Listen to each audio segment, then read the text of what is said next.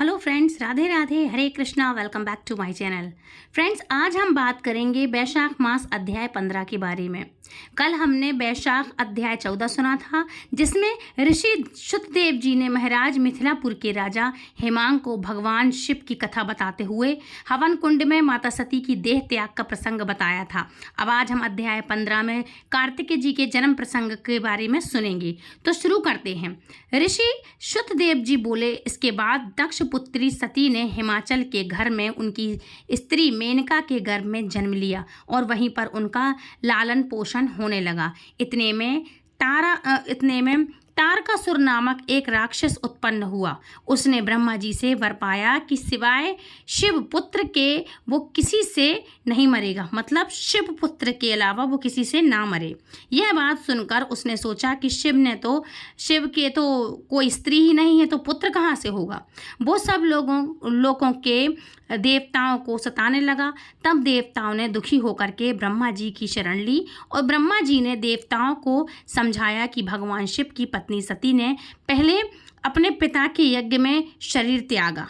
अब वो हिमाचल के घर में, मतलब जो हिमालय पर्वतराज हैं, उनके घर में उनका दूसरा जन्म हुआ है और उनका नाम पार्वती है। किसी तरह पार्वती का पाणी ग्रहण भगवान शिव से करवाना चाहिए। ब्रह्मा जी के यह वचन सुन करके इंद्र ने नारद और कामदेव को बुलवाया और उन दोनों को बुला करके सबसे पहले नारद जी को हिमाचल के पास भेजा कि वो अपनी पुत्री को शिव जी की पत्नी बनाए। नारद जी से जैसा कहा गया था वैसे ही करने के लिए वो चले गए। फिर कामदेव से कहा गया कि वो बसंत ऋतु को संग लेकर के भगवान शिव के तपोवन में चारों ओर बसंत ऋतु का विस्तार करे। फिर जब वहाँ पार्वती जी महादेव के पास पहुँच जाए, तब धनुष पर बाण चढ़ाकर ऐसा मारो कि महादेव जी के मोहित होने पर, उनका संगम होने पर सब कार्य पूरा हो जावे। कामदेव ने जो आज्ञा, ऐसा कहकर बसंत ऋतु, मतलब जो बसंत साथ में थी बसंत ऋतु, अपनी स्त्री रति और अनुचरों को संग ले जा करके अपनी शक्ति से असमय में बसंत ऋतु उत्पन्न कर दी, जिससे चारों ओर वन में शीतल मन सुगंधित वायु चलने लगी। उसी समय महादेव जी पार्वती जी की सेवा से प्रसन्न होकर के कुछ कहने लगी। तब कामदेव ने उनके संगम का उचित समय जान करके महादेव जी के पीछे वृक्ष की ओट से एक बाण छोड़ दिया, जिससे महादेव जी का मन चंचल होने लगा। इससे उनका चित्त व्याकुल हुआ और वह इधर उधर देखने लगे, तो उन्हें कामदेव दिखाई पड़ा। क्रोध से अपने मस्तक से तीसरे नेत्र को खोल करके ऐसी तृष्णा अग्नि प्रकट की महादेव जी ने कि सब संसार भयभीत हो गया और उस अग्नि से धनुष बाण सहित कामदेव जी भस्म हो गए। बसंत और रति भयभीत हो गए। पार्वती जी डर के मारे आंखें बंद करके दूर हट गईं और महादेव जी अंतर्ध्यान हो गए। देवताओं का कुछ भी मनोरथ सिद्ध नहीं हुआ, उल्टा अनर्थ हो गया। इतनी कथा कहकर मुनि श्रुतदेव जी चुप हो गए।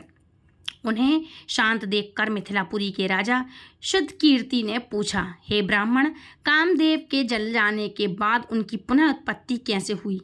यह सुनकर शुद्धदेव भगवान कार्तिकेय के जन्म की कथा कहने लगे। इस कथा को कहने सुनने मात्र से ही सभी पाप नष्ट हो जाते हैं और पुत्र मिलते हैं और सब रोग भी नष्ट हो जाते हैं। मतलब जिनके यहाँ पुत्र की उत्पत्ति नहीं हो रही या संतान की उत्पत्ति नहीं हो रही, ये सब सुन करके संतान उत्पत्ति के सहयोग बनते हैं। इसलिए प्रेम और भाव से आगे का प्रसंग जरूर से सुनिए। जब महादेव जी ने कामदेव को भस्म कर दिया, तब रति मूर्छित हो गई और फिर चेतन अवस्था में आने अनेक प्रकार से विलाप करके शरीर त्याग करने के लिए तैयार हूँ। उसने अंतिम क्रिया करने के लिए बसंत को बुलवाया। बसंत ने आकर रति को समझाया, लेकिन रति के न मानने पर बसंत ने नदी के तट पर चिता बनाई और रति गंगा में स्नान करके संपूर्ण क्रियाकर्म से निश्चित होकर के चिता पर चढ़ने को तैयार हुई। तभी आकाशवाणी हुई, हे कल्याणी, हे पति में अत्यंत प्रेम रखने वाली, तू चिता में प्रवेश कर। तेरा पति महादेव जी के प्रसाद से तथा यदुवंशी भगवान श्री कृष्ण से पुनः पैदा होगा। ऐसा ऐसा क्रम से 2 जन्म होंगे, मतलब 2 जन्म तक अलग अलग जन्म में भगवान श्री कृष्ण के यदुवंश में वो होंगे उत्पन्न। जब दूसरे जन्म में श्री कृष्ण से रुक्मणी के गर्भ से तेरा पति होगा, उसका नाम प्रद्युम्न होगा। तो ब्रह्मा जी के श्राप से भगवान शंकर के घर में निवास करेगी। वहीं प्रद्युम्न नाम के तेरे पति से तेरा मिलन होगा। ऐसा कह करके आकाशवाणी समाप्त हो गई। आकाशवाणी सुनकर रति ने चिता में प्रवेश नहीं किया। फिर सब देवताओं ने रति को वरदान देकर उसको शांत किया और कहा, हे काम प्रिय, अब तेरा पति अनंग कहलाएगा और अंग वाले की तरह मरा हुआ भी दिखाई देगा। पूर्व काल में तेरा पति सुंदर नाम का राजा था। उस जन्म में भी तू ही उसकी पत्नी रंजकर करनी हुई थी और उसी से ही तेरी दशा हुई है, मतलब उसी के कारण ही तेरी ये दशा हुई है। अब तू वैशाख मास में प्रातःकाल मंदाकिनी नदी में स्नान करके मधुसूदन भगवान का पूजन और उनकी दिव्य कथा सुनकर अशून्य नयन नाम का व्रत आरंभ कर दे। ऐसा करने से तेरा पति तुझे अवश्य ही मिल जाएगा, इसमें संदेह नहीं है। रति को ऐसा वर दे करके सब देवता अपने पद स्थान को चले गए और रति भी कलेश से मेष की संक्रांति में गंगा स्नान करके अशून्य शयन व्रत धारण करके उसे तत्काल कामदेव दिखाई दिया। मतलब उसने जैसा व्रत धारण किया तो उसे तत्काल कामदेव दिखाई दिया। पूर्व कल्प में भी यह बड़ा धर्मपरायण राजा था, मगर उसने वैशाख मास में कर्तव्य धर्म नहीं किया, इसलिए कामदेव परमात्मा का पुत्र होने पर भी अंगहीन हुआ। उधर जब महादेव जी अंतर ध्यान हो गए, तब पार्वती जी शंकर जी के रूप और गणों को देखकर मुग्ध हो मन में शंकर जी को अपना पति होने की ठान करके गंगा तट पर तप करने लगी। वो माता पिता आदि सबके समझाने पर भी भूखी प्यासी जटाएं बढ़ा करके सहस्त्र वर्षों तक महालिंग का पूजन करती रहीं। तब महादेव जी सायंकाल ब्रह्मचारी के वेश में पार्वती जी की अनेक प्रकार से परीक्षा करके और अपने में दृढ़ दे बोले, भद्रे, जो तुम्हारी इच्छा हो वर मांग लो। तब पार्वती जी ने वर मांगा कि हे रुद्र, तुम मेरे पति हो, तथास्तु ऐसा ही हो। यह वर दे के सप्त ऋषियों को बुलाकर हिमाचल के पास भेजा। ये सप्त ऋषि हिमाचल के पास पहुँचे और हिमाचल के पूछने पर बोले, हे राजन, तेरी कन्या पार्वती ने जो पहली दक्ष की पुत्री थी, उसके अपने पिता के यज्ञ में शरीर त्याग कर तेरे घर में जन्म लिया। इसका विवाह महादेव जी से करा दो। यह बात सुनकर हिमाचल बोला कि पार्वती महादेव जी को ही अपना पति बनाने को घोर तप कर रही हैं। मैं भी अनंत हर्ष से अपनी कन्या महादेव जी को दे चुका हूँ। अब आप वहाँ पधारो जहाँ महादेव जी हैं। हिमाचल का उत्तर ले सप्तऋषि महादेव जी के पास पहुँचे और विवाह निश्चित करके चले गए। तब लक्ष्मी आदि सभी देवियों तथा विष्णु आदि सभी देवता बाराती बन करके चल पड़े और महादेव जी सब देवी देवता मुनि 6 मातृका आदि को तथा भूत गणों को साथ लेकर के पैदल चल पड़े। उनके आगे शंख मृदंग आदि अनेक बाजे गाजे मृदंग बज रहे थे और रेत के चिराग और पाठ होते हुए हिमाचल की पूरी में पहुँचे। तब शुभ लग्न में शिव पार्वती का विवाह संपन्न हो गया, जिससे त्रिलोकी में आनंद छा गया। इस महोत्सव के पूर्ण होने पर शंकर जी पार्वती जी के संग सुचिंता से हिमाचल के शिखर पर सहस्त्र दिव्य वर्षों तक रमण करते रहे। महादेव जी द्वारा पार्वती जी के साथ नित्य प्रतिरमण करने पर भी गर्भ स्थित न हुई तो देवताओं को घोर चिंता उत्पन्न हुई कि हमारे कार्य की सिद्धि कठिन है। तब खूब विचार कर अग्नि को बुलाकर उनका अत्यंत सम्मान कर जहाँ महादेव जी रमण कर रहे थे वहाँ उनको भेजा गया और कहा कि जब महादेव जी रमण कर चुके हों तब प्रकट हो उनके सम्मुख चले जाना, जिससे वो पुनः रमण ना करें, क्योंकि तुझे देखकर पार्वती लज्जा के मारे वहाँ से हट जाएंगी। तब तू शिष्य होकर शिव जी से प्रसन्न कर बहुत सा समय लगा देना।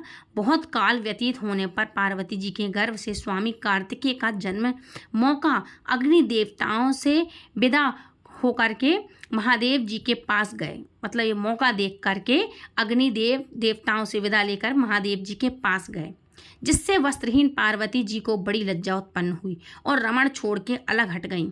तब महादेव जी को बड़ा क्रोध हुआ और अग्नि से बोले, हे दुर्मते, इस खतिल वीर्या को जो दुसहनीय है तू ग्रहण कर, तेरे मुख में मैं इसे त्याग दूंगा। ऐसा कहकर अग्नि के मुख में वीर्य को छोड़ दिया। इस प्रचंड वीर्य के उदर में प्रवेश होने से अग्नि ने दुखित हो स्वर्ग लोक में देवताओं के पास जाके सब वृतांत कहा, जिसे देवताओं के वीर्य के स्थित हो जाने से बहुत हर्ष हुआ, परंतु प्रसव कैसे होगा इसका अत्यंत दुख हुआ। अग्नि के उदर में महादेव जी का तेजोमय वीर्य बढ़ने लगा। 10 महीने हो गए और प्रसव का कोई उपाय नहीं हुआ। तब अत्यंत दुखी होकर के देवताओं को संग लेकर के महायशस्वी गंगा के पास जाकर सब स्तुति करने लगी। हे माता, देवताओं के निमित्त शंकर के इस तेज को धारण करो जो अग्नि के प्रसव में पड़ रहा है, पर उसका स्त्री न होने से प्रसव नहीं हो पा रहा, हमारी रक्षा करो। ऐसी प्रार्थना करने पर गंगा जी ने तथास्तु कहा। तब देवताओं के कहने से अग्नि ने गर्भ मोचन मंत्र से गर्भ का आकर्षण कर शंकर जी के तेज को गंगा जी में छोड़ दिया। यह तेज बड़ा दीप्तिमान और लोकों में असहनीय था, सभी लोकों में असहनीय था।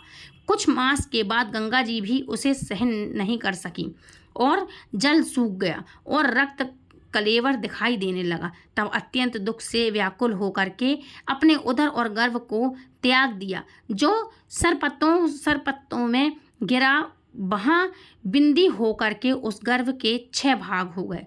मतलब कितना ही ज़्यादा पावरफुल रहा होगा वो चीज़ वीर्य उनका कि कोई उसको अपने अंदर धारण ही नहीं कर सका, ना ही अग्निदेव स्वयं। अग्नि इतनी तेज होती है कि स्वयं किसी को भी जला दे, तो अग्नि स्वयं उसको धारण नहीं कर सकी, ना माँ गंगा कर सकी। तो तब ब्रह्मा की भेजी 6 कृतिकाएँ जो थीं आई, उन्होंने शकरंडो मतलब जिसको हम शरकंडो कहते हैं, शरकंडों से विभिन्न स्वभाव तेज 6 भागों को ग्रहण करके 6 मुख का एक पुरुष बनाया, जिसका शरीर एक ही था, उसे बहुत दृढ़ कर दिया। यह पुरस्कार 6 मुखी शरीर बहुत समय तक शरकंडों में वैसे ही पड़ा रहा, उसका कोई रक्षक नहीं था। एक दिन बैल पर चढ़े हुए महादेव जी और माता पार्वती जी उसी स्थान से होकर के श्री शैल पर्वत को जा रहे थे। सहसा पार्वती जी के स्तनों से दूध की धारा बहने लगी। तब विस्मित होकर पार्वती जी ने महादेव जी से स्तनों से दूध बहने का कारण पूछा, तो महादेव जी बोले कि तेरा पुत्र यहाँ नीचे पड़ा है। और उसके बाद उन्होंने पूरी कहानी अपने रमण की बात, अग्नि का वहाँ आना, पार्वती का उन्हें देखकर लज्जा के मारे चले जाना और महादेव का वीर्य स्खलित होने से क्रोध में आकर अग्नि के मुख में ही छोड़ देना, गंगा के जलने से गंगा का शकरंडों में गर्भ को छोड़ देना और वहाँ पर उस गर्भ के 6 भाग हो जाना तथा कामिकाओं के दृढ़ कर देने का पूरा वृतांत पार्वती जी को महादेव जी ने सुनाया। फिर वहाँ उसकी आकृति पुरुष की हो गई और उसी को देखकर तेरे स्तनों से दूध टपक रहा है, उसका पराक्रम विष्णु के समान होगा। तू इसका पालन पोषण कर, यही तेरा औरस पुत्र है, इसे उठाकर ले चल। महादेव जी की बात सुनकर के पार्वती जी बालक को उठाकर गोदी में बिठाकर दुग्धपान कराने लगी और पुत्र स्नेह में तत्पर हो महादेव जी के साथ कैलाश को ले गई और पुत्र का पालन कर अत्यंत संतुष्ट हुई। हे राजन, यह कार्तिकेय के जन्म की कथा मैंने तेरे सामने कही। इसे नित्य प्रति सुनने से मनुष्य के पुत्र पौत्र आदि की वृद्धि होती है और इसलिए यही कहा गया है कि वैशाख मास में धर्म कर्म करने से स्त्रियों का विधवा योग भी मिट जाता है। कितनी बड़ी बात है, उन्हें सौभाग्य मिलता है, अनंत पुण्य की प्राप्ति होती है, इससे अनंत पुण्य भी मिलता है और इसी के प्रभाव से अनंत संग कामदेव भी संग यानी अंगों से युक्त हो गए थे, मतलब उनके अंग दिखाई भी नहीं देते तो भी अंगों से युक्त हो गए थे। जो लोग इस वैशाख मास में बिना स्नान दान किए बिता देते हैं उन्हें बहुत से धर्म करने पर भी अनेक दुख भोगने पड़ते हैं और इसलिए यही एकमात्र संपूर्ण धर्मों के करने के लिए हितकारी कहा गया है। तो वैशाख मास महत्तम अध्याय 15 समाप्त हुआ। तो फ्रेंड्स ये था अध्याय 15। अगले अध्याय में अध्याय 16 की कथा सुनेंगे। आई होप आज का वीडियो आपको पसंद आया होगा। यदि वीडियो पसंद आया तो प्लीज़ वीडियो को लाइक शेयर कमेंट करें, चैनल सब्सक्राइब करें। यदि हमारी कथाएं आपको पसंद आती हैं तो नीचे सुपर थैंक्स का बटन अवेलेबल है, आप अपने मन मुताबिक हमें दक्षिणा प्रदान कर सकते हैं। मिलती हूँ नेक्स्ट वीडियो में, तब तक के लिए राधे राधे, हरे कृष्णा, हरि बोल।